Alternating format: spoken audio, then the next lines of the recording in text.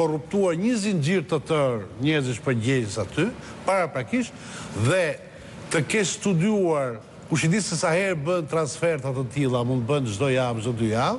Çdo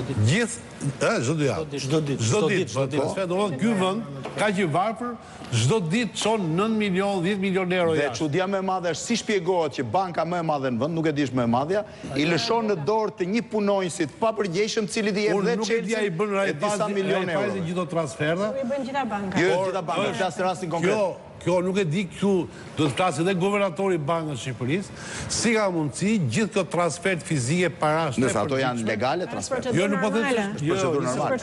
Hajde hapim debatin më vonë, por unë e di të paktën që kur valuta del në sasiera kaq të mëdha, Por edhe një kasaport në shtet janë 2 Chelsea që e mbajnë 2 persona ndryshëm.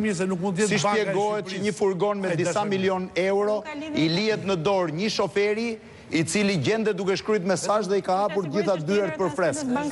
Jo.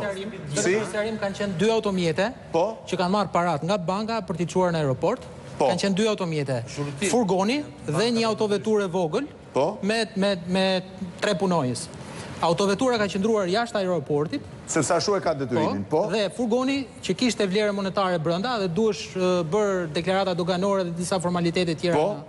Furgoni ka hyrë në ambientet e brendshme të aeroportit. Dhe në këtë moment kanë qenë 3 punonjës të tjerë në furgon të kompanisë policisë private. Nuk janë lejuar të hyjnë në ambientet më brenda aeroportit për shkak se nuk kanë pasur dokumenta identifikimi, akreditimi me vete.